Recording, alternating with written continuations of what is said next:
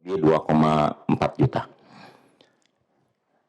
Dan kemudian kalau kita lihat halaman 5, bangunan yang menjadi SPG itu dari mana saja. Ternyata setelah kita lihat 4.175 adalah bangunan baru, 3.970 mengkonversi rumah tinggal menjadi SPG, kemudian 2.985 berasal dari rumah toko, kemudian 320 dari rumah kantor, kemudian ada juga gudang 1.419, rumah makan ini mencapai 1.084, hotel, ada hotel juga yang berubah menjadi SPG ada 113, kemudian ada kantor yang berubah 277, sarana olahraga ini rata-rata futsal 388, showroom baik motor maupun mobil ini ada 77, lainnya masih 1.600 kita masih data.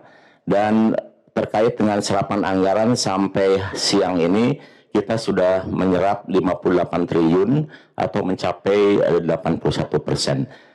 Dan alhamdulillah surat dari Kementerian Keuangan sudah keluar untuk optimalisasi karena ada pagu anggaran yang harus kita alihkan terkait dengan tidak mungkin terserap kalau kita tidak alihkan. Terima kasih untuk Menteri Keuangan.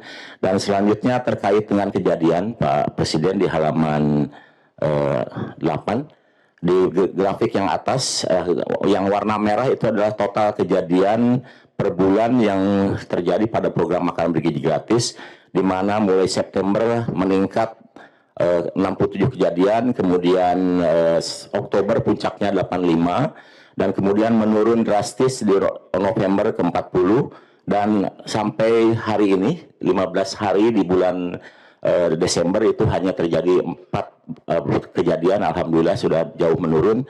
Dan kita usahakan agar tahun depan tidak ada lagi kejadian karena BGN sekarang telah melakukan sertifikasi keamanan pangan sebanyak 3.000 SPG bekerjasama dengan ID Survey, dan nanti hasilnya kita akan menghasilkan SPG yang unggul, sangat baik dan baik. Mudah-mudahan dengan sertifikasi ini tidak ada lagi kejadian yang akan dialami untuk program makan bergizi tahun 2026.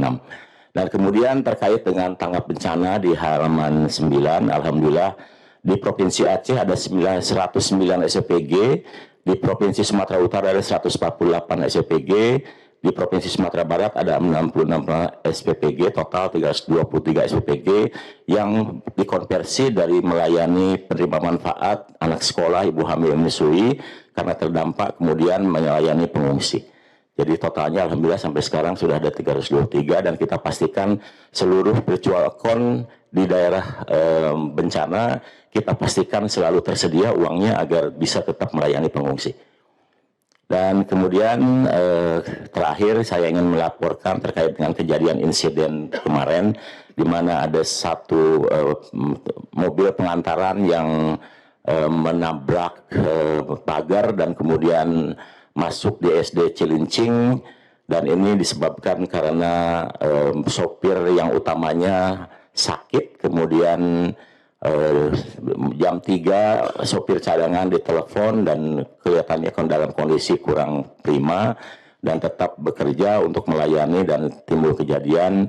Di halaman berikutnya ada 22 korban yang mengalami cedera. Di hari yang sama setelah 6 jam diobservasi itu ada 10 siswa yang sudah kembali, kemudian ada 8 siswa dan 1 guru di Rumah Sakit Koja yang dirawat, dan 3 siswa di Rumah Sakit Cilincing.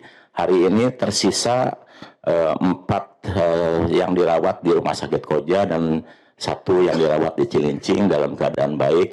1 masih di PCU karena mengalami fraktur di wajah, tapi sudah dioperasi selama 5 jam 2 hari yang lalu.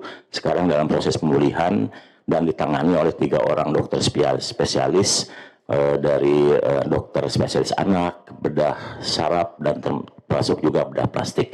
Saya ucapkan terima kasih kepada Kementerian Kesehatan melalui Rumah Sakit Koja dan Cilincing, kemudian juga Pemda, Dinas Sosial, dan juga Camat, serta tentu saja dari kepolisian Pak yang membantu trauma healing untuk anak-anak sampai sekarang masih dipandu.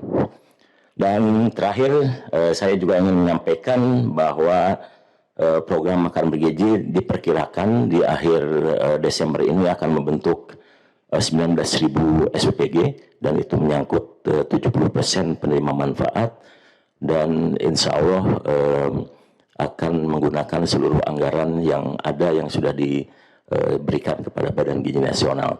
Ada hal yang baik menurut saya terjadi di masyarakat. Salah satu contohnya di Lumajang, Pak. Jadi ketika SPPG harus berdiri dan tidak bisa didirikan karena ada kandang kambing, akhirnya masyarakat bermusyawarah, ada kandang kambing, Pak. Kandang kambing, karena SPPG tidak boleh didirikan di dekat kandang kambing, kandang hewan, dan juga tempat sampah.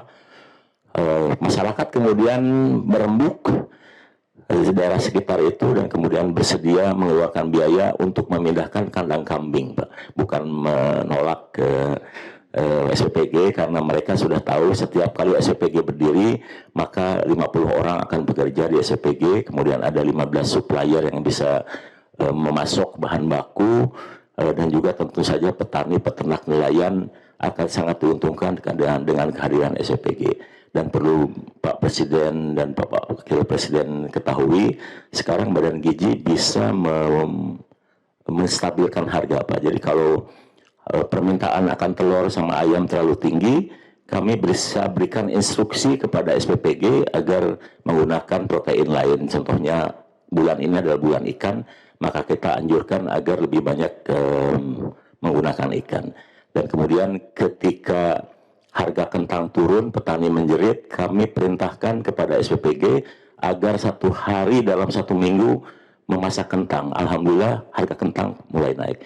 Jadi untuk Bapak Ibu sekalian, saya kira nanti di daerah-daerah bagi yang mendapat tekanan harga dan ada yang tidak laku, tinggal informasikan kepada Badan Gizi supaya kita bisa instruksikan kepada SPPG agar kita bisa stabilkan harga, karena kapasitas pembelian SPPG cukup masif, Pak.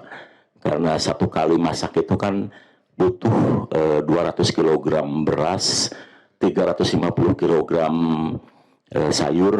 Kalau pisang itu 3.000 pisang, itu artinya 150 tandan, 150 sisir, dan itu artinya 15 tandan, atau artinya 15 pohon pisang. Harus ada sekali ngasih makan pisang. Nah kemudian kalau masak lele itu, Pak, harus ada 3.000 lele, itu 2 kolam bioflok harus tersedia.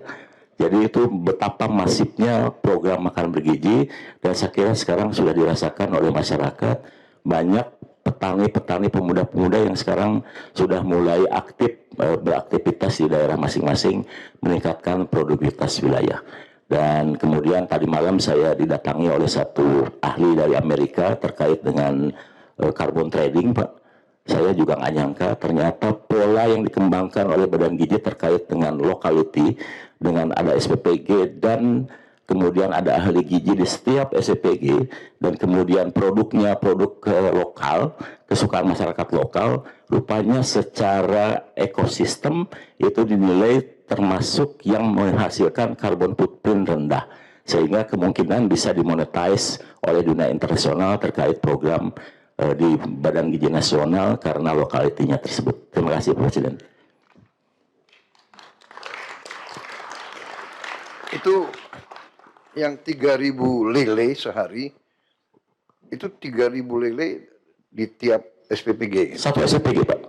3.000 lele. 3.000 lele, itu 2 kolam bioflok, Pak. Berarti satu anak makan 1 lele. 1 lele, Pak. Ya, 1 lele. 1 lele. 1 lele, betul. Pak, kalau masak lebih bagus dari waktu saya tentara dulu. Oh iya, Pak. Dan lelenya dipotong kecil-kecil. enggak, Pak, ini kepalanya saja dibuang, kemudian 1 lele utuh diberikan, Pak. Luar biasa itu. Iya. Dan kemudian, Pak, kalau masak daging sapi, masak 1 ekor sapi 1 hari dipotong untuk 1 SPPG. Jadi kalau di akhir tahun ini ada 19.000 SPPG, maka ada 19.000 sapi dalam 1 hari harus dipotong karena program makan bergizi. Kalau 4 kali sebulan, Ya tinggal dikalikan Pak. Tapi saya sudah konsultasi dengan Dirjen Peternakan, katanya cadangan sapi nasional cukup untuk bisa mengantisipasi kebutuhan program makan bergizi, karena kalau Badan Gizi meminta kepada SPG memasak satu menu nasional, maka tekanannya cukup besar. Seperti contohnya tanggal 17 Oktober ketika Bapak Presiden ulang tahun, kami meminta agar SPG memasak satu menu, yaitu nasi goreng dengan telur ceplok. Hari itu Pak, telur terserap 2.100 ton, itu naik Rp3.000. Nanti tahun depan Pak, kalau Bapak ulang tahun, kita dengan nasi goreng telur ceplok dibutuhkan 83 juta butir telur satu hari. Itu artinya 5.000 ton Pak. Yang nggak usah telur ceplok lah.